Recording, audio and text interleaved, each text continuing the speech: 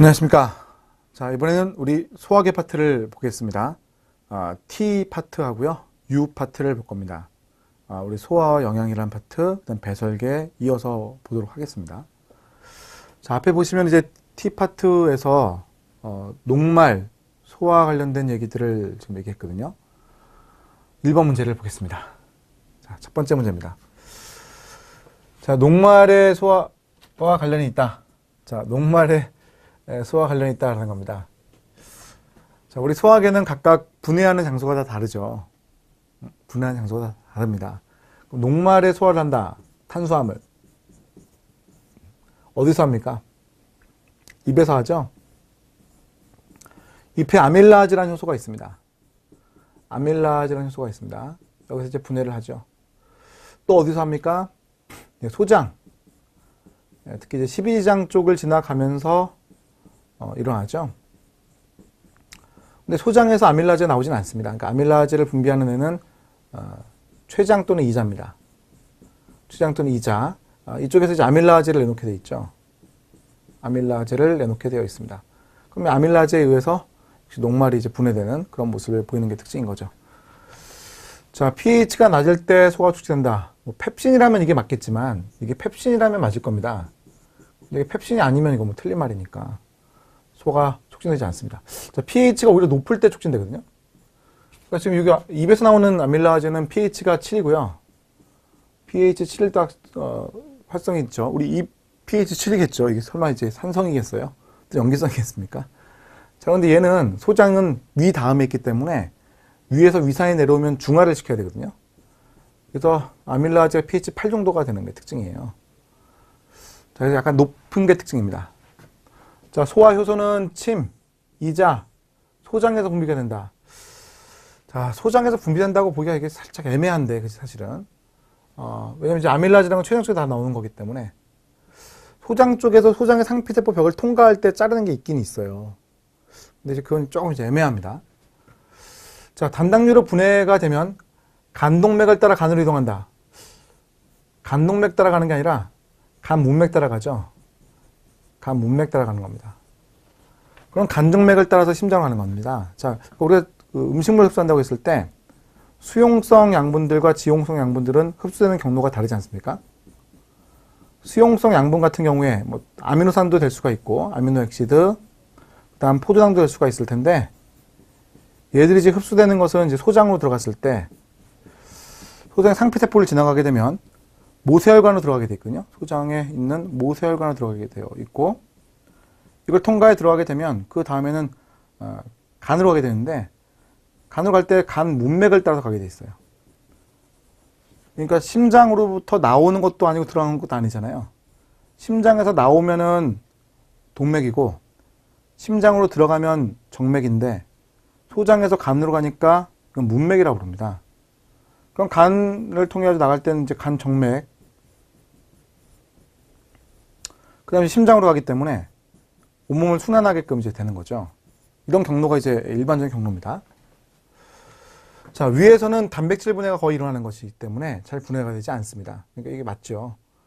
그러면 니은과 리을을 타당한 답으로 고르셔야 됩니다. 그죠? 근데 이제 소화 효소의 분비가 소장 쪽에서 일어난다고 하기에 조금 애매한 감이 있는데 결국 이제 췌장에서 나와서 소장으로 들어간다고 본다면 뭐 그걸 이제 인정해 줄 수도 있지 않을까 해서 저거는 이제 맞는 거로 일단 치부를 하겠습니다만 거의 모든 시험 문제는 저거 잘 내지 않습니다. 그 침과 췌장 쪽에 나온다고 거의 출제를 합니다. 혹시 나오면은 이제 분해된다고 다른 지문들과 한번 비교를 해서 골라내시는 게 낫겠습니다. 자, 그 다음 단당류 아밀 흡수 경로 방금 했죠.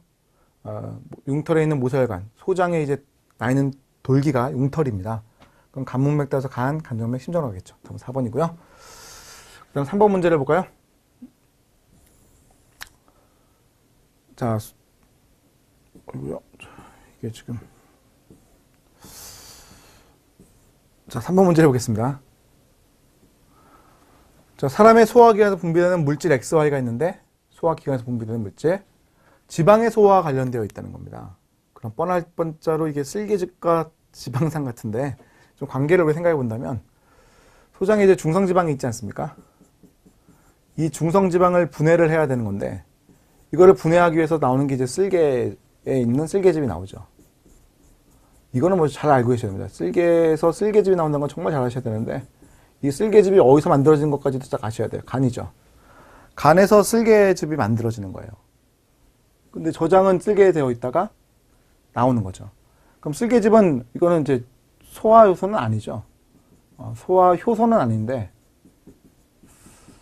이 안에 이제 있는 담즙염이라든지 뭐 이런 것들이 양쪽성 분자이기 때문에 지방들을 유화시키는 일을 잘하는 거예요. 그러니까 결국 지방들을 약간 떨어뜨리기 때문에 지방의 표면적이 넓어진 효과를 가져옵니다. 그럼 췌장 쪽에서 액이 나오는데, 그 췌장에서 나오는 액이 바로 중성지방을 분해할 수 있는 리파제가 들어있는 거예요. 그럼 여기 이제 나오기 때문에 중성지방을 분해할 수가 있는 거거든요. 이런 게 특징이죠. 그럼 여기 보시면요, 시험관 A에 지방하고 물질 X를 넣었더니 소화가 됐잖아요. 그러니까 분해가 됐으니까 물질 X를 리파제로 볼 수가 있고, Y를 같이 넣으니까 더 많이 소화가 됐거든요. 그러니까 Y가 지방의 소화를 촉진하는 애라고 볼 수 있죠. 근데 Y라고 하는 애는 혼자 놔두면 지방이 분해를 못하니까 스스로 분해할 수 있는 그 소화 효소로서의 기능은 없는 거예요. 자, 그런 측면에서 본다면 X가 리파제, Y가 쓸개즙이 되는 거니까 답은 2번이 되는 거죠. 자, 그 다음 문제 보겠습니다. 자, 위액에 함유된 염산에 대한 설명으로 옳은 것을 보기에서 골라라 라고 했습니다. 위액에 함유된 염산. 자, 위의 주세포에서 펩신과 함께 분비되는 것이다. 주세포에서 펩신은 분비되는 거 맞는데, 염산은 부세포에서 분비됩니다. 또는 벽세포라고 할 수도 있습니다. 벽세포, 부세포 같은 용어고요. 부세포 또는 벽세포에서 분비됩니다. 그러니까 틀린 지문이죠. 자, 해로운 미생물을 죽인다. 이거 맞죠? 네? 네. 염산이 pH가 낮기 때문에 미생물들을 죽이는 살균작용할 수가 있습니다. 예외가 있죠. 헬리코박터 파이로니균. 얘는 죽일 수가 없죠. 왜냐하면 염기성 액을 내놓기 때문에 헬리코박터 파이로니균이라고 하는 것은 죽지 않습니다. 자, 펩시노겐을 펩신으로 활성화시킨다. 매우 중요한 역할이죠. pH가 낮을 때 펩시노겐이라고 하는 불활성 효소가 펩신으로 바뀝니다. 펩신이라고 하는 것은 단백질을 분해할 수 있는 효소인데, 그 펩신이라고 하는 애가 위의 내강에서 활성화되는 거죠. 자, 위에서 세크레틴의 분비를 촉진하는 것이다. 그러니까 이제 이 염산이라고 하는 것이 나오게 되면 pH가 낮기 때문에 세크레틴의 분비를 촉진하는데, 위에서 하는 게 아니라 소장에서 하거든요. 소장에서 세크레틴의 분비를 촉진하는 게 특징인 거예요. 세크레틴이라고 하는 것과 콜레시스토킨이라는 게 있죠. 둘 다 소장의 12장에서 나오게 되어 있습니다. 분비되는 것은 그 장소예요. 자, 그 다음 문제 볼게요. 자, 공무원 문제네요. 자, 인간의 소화기에 대한 설명을 옳은 걸 골라라 라고 했습니다. 췌장에서 만들어진 단백질 분해 요소는 비활성 상태로 12장을 하는 겁니다. 이거 맞아요, 여러분. 그러니까 그 트립신이라고 하는 것이 트립시노겐이라고 하는 형태로, 이 형태로 이제 분비가 되거든요. 췌장에서 이제 나올 때는 이게 트립시노겐으로 나오는 거예요. 그럼 얘가 이동을 하죠. 자, 그러면 이동을 하게 되면 소장으로 가게 된 건데, 소장이 12장, 그쪽으로 이제 분비가 되죠. 트립시노겐. 그럼 이게 트립신으로 바뀌어요. 그럼 얘가 활성화가 된 겁니다. 얘가 활성화된 거예요.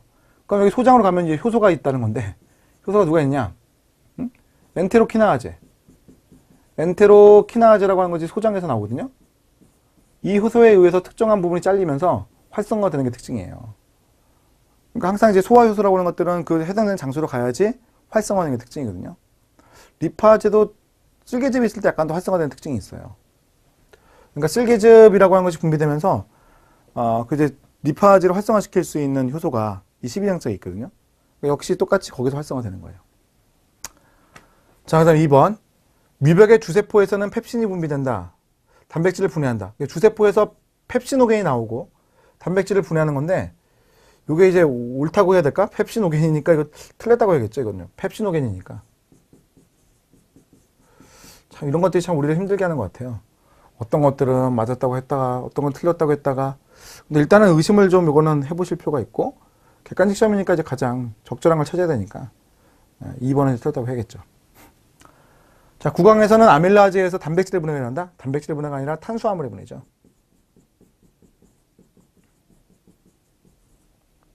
그 다음 4번. 담낭에서는 중탄산이온, 담즙삼, 콜레스테롤, 빌리루빈이 함유된 담즙이 합성된다. 합성이 틀렸습니다. 합성이 틀렸어요. 분비되는 거 맞죠? 분비된다 하시면 맞는데 합성되는 것은 이건 간에서 하는 거니까. 이건 간에서 합성하는 거잖아요. 그죠? 그러니까 이건 틀린 지문입니다. 자, 그래서 옳은 것은 1번이라고 하셔야겠네요. 자, 그 다음 문제 볼게요. 자, 6번 문제입니다. 자, 산성에 저항성을 갖는 세균이 헬리코박터 파이로니균이 있다는 거예요. 이 균이 있게 되면 위의 점막이 파괴가 되고요. 위 내시 염증을 유발하기 때문에 위궤양이 유발되고 위암까지 갈 수도 있습니다. 고약한 균이죠. 그죠? 자, 정상인의 간문맥을 통해서 들어가는 혈액의 포장 농도가 식사에 포함된 산소랑 상관없이 일정하다. 이건 아닙니다. 간문맥을 통해 들어올 때는 소장으로부터 음식물을 흡수하는 거기 때문에 이게 일정하지 않습니다. 밥을 많이 먹으면 포당 농도가 올라가고요. 밥을 적게 먹으면 포당 농도가 떨어지게 되어 있거든요. 자, 그러니까 여러분 정상인의 간문맥을 통해서 이동하는 혈액의 포당 농도가 일정할 수가 없다라는 것이 특징입니다. 자, 그 다음 디귿번 볼게요. 자, 지방 분해는 효소 외에도 쓸개에서 합성되는 쓸개즙에서 이루어진다. 지방의 분해가 쓸개에서 합성이 되는? 아, 이거 또 틀렸네요. 간에서 합성이 되는 쓸개즙에 의해서도 이루어진다? 도움을 받는다. 네, 도움받는다. 도움받는다. 이렇게 해야 되겠죠. 자, 그 다음 리을번. 위에 부세포 또는 벽세포죠. 분비된 염산이 주세포에서 분비된 불활성의 펩시노겐을 활성화시킨다. 그러니까 항상 이게 주세포에 나오는 것은 펩시노겐 명명을 해줘야 되는군요. 펩시노겐이라고 명명을 해줘야 돼요. 그래서 활성화되는 게 펩신이라고 말을 하셔야 되는 겁니다. 자, 답은 이제 기억과 리을이죠.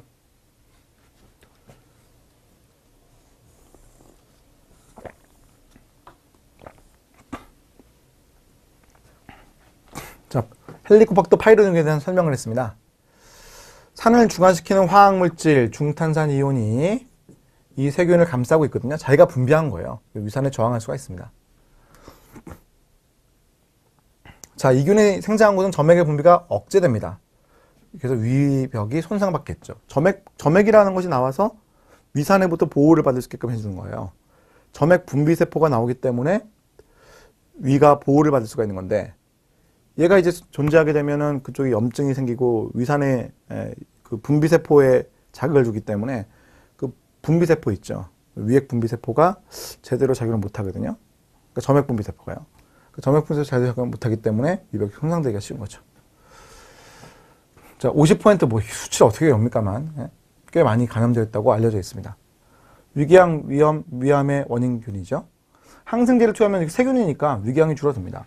항생제를 투여하면은 그 헬리코파이로닉이 죽잖아요. 그러니까 위궤양이 줄어들 수가 있다는 특징이 있죠. 자, 8번 보겠습니다. 쓸개즙에 대한 얘기입니다. 간에서 만들어졌죠. 지용성인 비타민의 흡수를 돕죠. 자, 왜냐면 쓸개즙이 있게 되면 지방 성분들을 다 자르기 때문에 비타민이라고 하는 것들, 뭐 비타민 D도 있고 A도 있고 E도 있고 K도 있잖아요. 이런 애들이 막 다른 지방들과 함께 막 섞여가지고 뭉쳐있단 말이에요. 그럼 흡수가 되겠습니까? 흡수가 안 되죠. 근데 쓸개즙이 있으면 이런 것들 다 이렇게 떨어뜨리잖아요. 이렇게 다 떨어뜨리죠. 유화작용 통해 다 떨어뜨리니까 떨어지니까 이게 흡수가 잘 되죠. 자, 지방을 분해한 소요소가 있다? 그럼 틀렸습니다. 자, 그래서 기억과 니은이 이제 옳은 지문이 되겠죠. 그죠? 기억과 니은이 옳은 지문입니다. 자, 그럼 9번으로 갈게요. 자, 간에서 일어나는 생리작용 옳지 않은 걸 골라라. 뭐 잘 내지는 않습니다만, 뭐 살펴보자면 쓸개즙 형성한다. 이건 오케이고요. 장에서 흡수한 영양물질을 저장한다. 뭐 대표적인 게 이제 포당이죠. 포당을 글리코겐에 저장할 때 그때 쓰는 편이고요. 자, 프로트롬이 만든다. 그러니까 트롬빈이라고 하는 것을 만들어서 활성화를 일어나면 혈액에 응고가 일어나는데 그때 프로트롬빈을 만드는 역할을 저 간이 하게 되어 있습니다. 자, 아미노산 대사에 생긴 암모니아를 요소로 전환한다. 이것도 역시 간이 하는 역할이고요. 단백질 분해 합성해서 십이장 방치한다. 이건 췌장이 하는 역할이죠. 췌장. 췌장 또는 이자가 하는 역할입니다. 이게 틀렸네요. 그죠? 이런 거 하지 않습니다. 자, 그래서 답은 이제 5번이 되겠죠.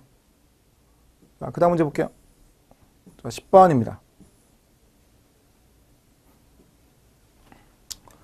자, 사람의 위벽에서 비활성 전구체 상태로 분비되는데 염산이 활성화된다? 아, 이건 펩신이죠. 자, 사람의 소화계통 설명. 옳은 거 골라라. 위는 단백질 분해 요소인 펩신입니다. 펩신을 만드는 거죠. 펩신호기를 만들고 펩신호 활성화되죠. 자, 12장에 살고 있는 박테리아는 비타민 K를 만든다. 아니요. 대장균입니다. 약간 초전했는데요. 대장균의 균이 있죠. 우리 몸에 있는 균들은. 우리 몸에 있는 균들은 다 대장에 있습니다. 대장에 살고 있는 대장균. 이것은 비타민 K를 실제 만듭니다. 그 비타민 K가 물 따라서 이제 우리 몸에 흡수가 있죠. 자, 펩신호계는 어디에서? 위의 상피세포에서 분비가 되는 거죠. 위의 상피세포, 주세포에서 분비가 되어 있습니다. 자, 지방산과 모노글리세이드. 모노글리세이드라고 하는 것은 지방산 한 개하고요. 지방산 한 개하고 글리세롤 한 개가 결합해 있는 케이스죠. 그래서 지방산 한 개와 글리세롤 한 개가 붙어 있으면 지방산 때문에 이게 소수성이 커져요. 얘들 그 소수성이 커집니다. 그럼 얘들 소수성이 커지니까 흡수가 되기 좋은 거거든요. 그래서 지방산이라든지 모노글리세이드라는 것들은 소장의 리파제에 의해서 이제 중성지방이 분해돼서 만들어지는 건데, 그러니까 리파제라고 하는 애가 중성지방을 분해하면 중성지방이라고 하는 것을 그 리파제가 쓸개즙의 도움을 받아가지고요 분해를 하게 되면 지방산과 글리세롤이 붙어 있는 모노글리세이드와 지방산으로 쪼개지게 되어 있어요. 그럼 얘들은 소수성이기 때문에 소장의 상피세포를 쉽게 통과한다는 겁니다. 소수성이니까 막을 쉽게 통과해서 들어오는 거죠. 그러면 암주간을 따라서 림프관을 따라서 그 다음 쇄골의 정맥을 따라서 우리 몸의 상대 정맥 따라서 심장을 가게 되는 거죠. 그런 순서로 이제 흡수가 되는 게 특징인 거죠. 그래서 지방산과 모노글리세이드라는 용어를 여러분이 좀 알아놓으시면 좋겠습니다. 자, 이렇게 해서 우리가 소화기에 대한 얘기를 이제 봤고요. 그 다음은 이제 배설계에 대한 얘기를 좀 가도록 할게요, 여러분. 같이 보겠습니다. 자, 소화와 이제 영양, 그 다음 배설을 같이 보도록 하겠습니다. 자, 먼저 1번 문제입니다. 신장에서의 물의 재흡수에 관련된 설명으로 옳지 않은 걸 골라라라고 했군요. 자, 혈중 항인 호르몬이 증가한다면 원인세균과 집합관을 잡게 해서 물의 재흡수를 증가합니다. 그러니까 항인 호르몬은 물 통로를 만들죠. 원인세균과 집합관에. 그러면 이제 그걸 통해서 물이 우리 체내로 다시 들어옵니다. 물의 재흡수를 촉진시키는 거죠. 자, 알도스테론이 증가하면 원인세뇨관에서 Na 플러스 재흡수를 증가시키고 혈압을 높이는 작용한다. 맞아요. Na 플러스 이온이 재흡수가 되면 이때 물도 같이 들어온단 말이죠. 물의 재흡수도 같이 일어나기 때문에 그렇다면 이제 혈압을 높이는 작용을 같이 할 수가 있죠. 자, 신장 안쪽 수질에서는 신장의 안쪽 수질, 세포 사이액의 용존도가 더 높습니다. 세포 사이액의 용존도가 더 높아요. 높습니다.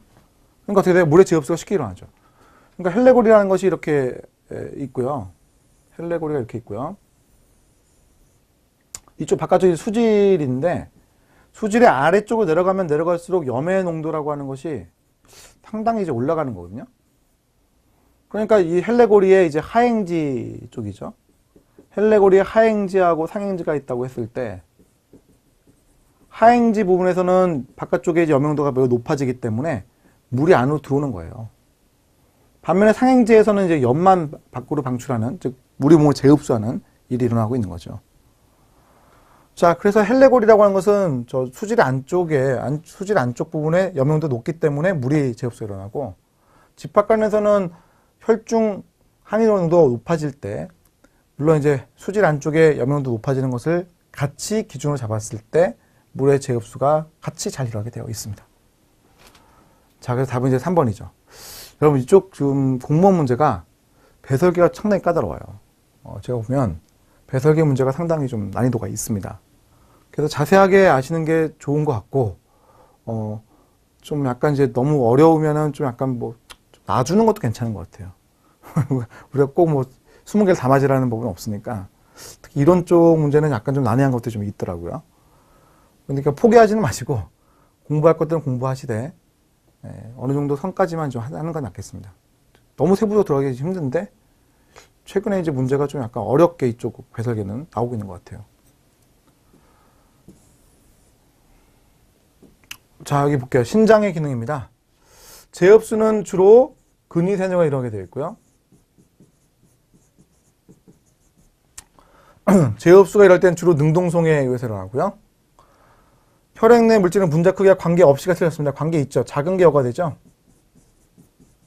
작은 것이 여가 되는 거고요. 분비는 주로 원위세뇨가 일어나게 되어 있습니다. 이건 뭐 특징이니까 솔직히 우리가 머릿속에 넣어야지 되는 사항입니다.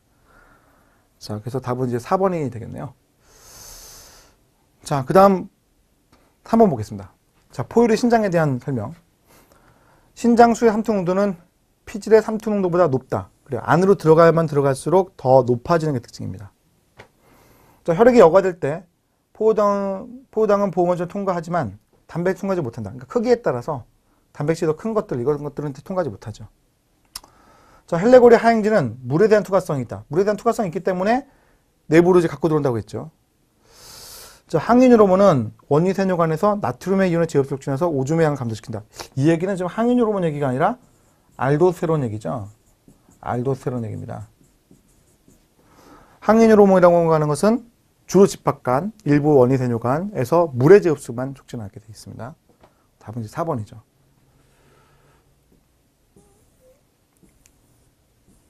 자, 그 다음 4번 문제를 보도록 하겠습니다.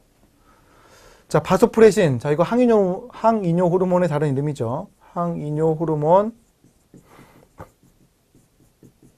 또는 ADH의 다른 이름입니다. 자, 얘가 하는 역할은요, 원위세뇨관 집합관의 물의 제흡수를 촉진하는 겁니다. 틀렸네요. 자, 바소프레신은 네프론의 전기에 무작용한다. 모두가 아닙니다. 집합관과 원위세뇨관. 자, 헬레고리의 상행지에서는 물이 투과되지 않는다. 이게 맞네요. 그죠? 염만 투과하죠, 염만. Na 플러스 이온의 제흡수만 일어납니다. 자, 헬레고리의 하행지에서는 과량 염이 투과된다. 염이 투과된 것은 상행지고요. 염이 투과된 것이 아니라 물이 투과된 거죠. 물의 흡수가 일어나죠. 자, 헬레고리 하행지에서는 염이 수동적으로 흡수된다. 하행지에서는요, 물이 수동적으로 흡수된 거 맞습니다. 그것이 제흡수가 된 거죠. 삼투 현상은 무조건 수동적이니까요. 물이 수동적으로 갖고 들어와진다. 이렇게 보셔야겠죠. 자, 그다음 5번입니다. 오줌 만드는 과정에 대한 설명. 자, 첫 번째.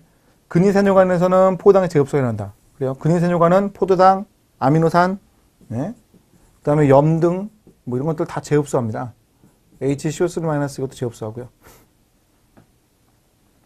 자, 헬레고리에서 아미노산 제흡수가 일어난다? 틀렸죠. 헬레고리의 상행지에서는 뭐가 일어난다고요?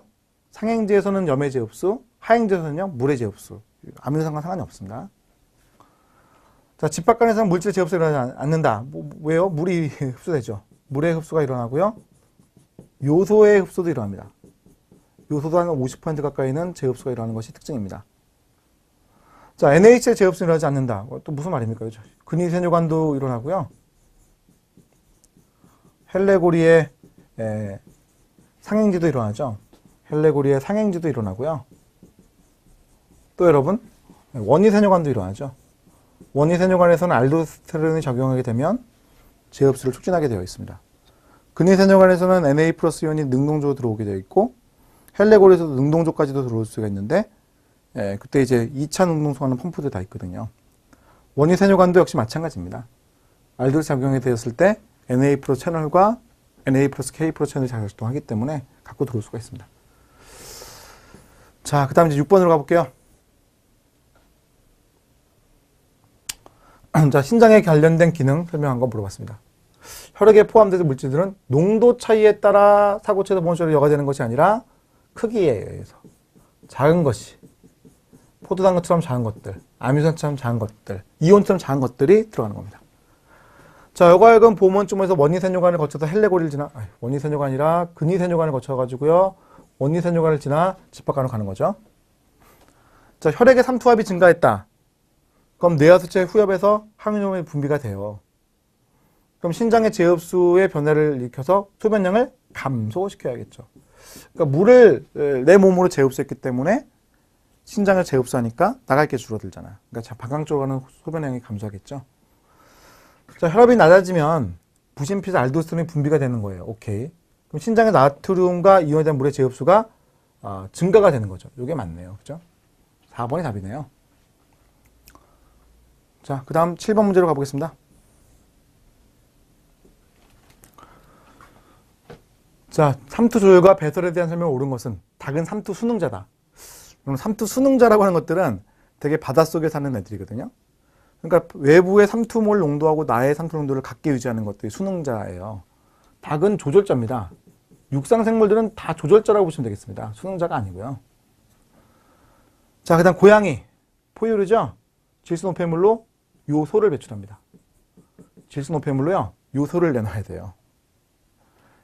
우리 양서류하고요, 포유류는 요소를 내놓습니다. 근데 딱딱한 알을 가지고 있는 애들 있죠. 조류라든지 파충류라든지 이런 애들은 요산을 내놓게 돼 있잖아요. 요산. 그리고 어류는 암모니아를 내놓게 돼 있죠. 자, 지렁이는 배설기관으로 원심관을 가진다. 이게 신관인데 좀 너무 심했습니다. 이런 것들을 물어보다니. 자, 그 다음 4번.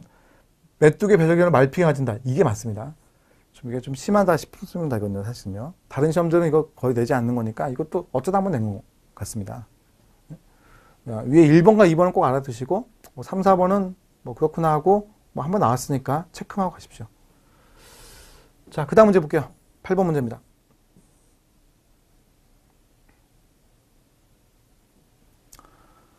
자, 동물에서 단백질과 핵산의 분해로 만드는 질소노폐물 배설을 하는 거죠.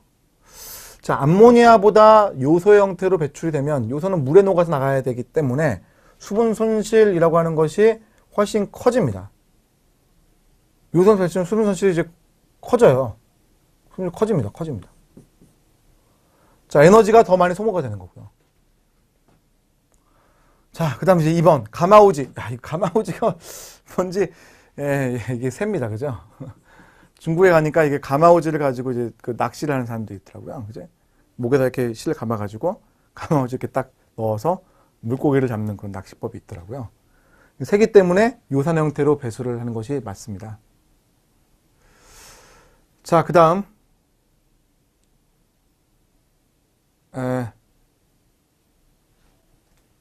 잠깐만요. 제가 1번을 착각했네요. 이거 줄일 수 있는 게 맞네요. 제가 착각했습니다, 여러분. 암모니아보다 요소 형태로 배출하게 되면 물에 녹는 거고요.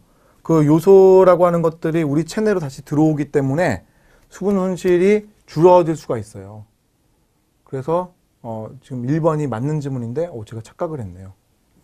저도 뭐 이럴 수가 있죠, 여러분. 자, 줄일 수 있지만 에너지의 소모는 더 많이 되는 것이 맞습니다. 자, 그 다음 상어의 경우를 보겠습니다. 상어의 경우에 질소노폐물이 주로 암모니아로 간다. 상어는요, 특이하게도 요소를 내놓거든요. 요소를요. 이거는 뭐 어쩔 수 없이 암경태로 갈 수밖에 없는데 역시 또 약간 심하게 냈습니다.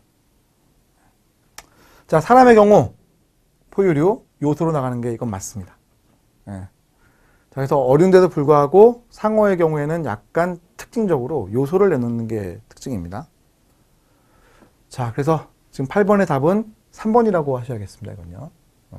제가 조금 실수를 했는데 저도 그럴 수 있잖아요. 그죠? 수분 손실이 감소될 수 있어. 왜냐면 요소라고 하는 것은 집합관에서 재흡수가 일어나잖아요. 요소는 집합관에서 재흡수가 일어나거든요.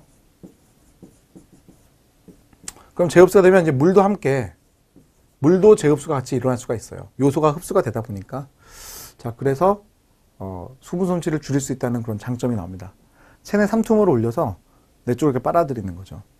그런 형태를 갖고 있는 것이 특징이다라고 보셔야겠습니다. 자, 이렇게 해서 우리가 배설계 문제도 좀 풀어봤는데, 배설계 문제를 보면은 다른 파트하고는 다르게 그 감각계에서와 좀 비슷하게 약간 좀 까다롭게 나오는 편이 있어요. 그러니까 지금 나온 것들을 중심으로 알아두십시오.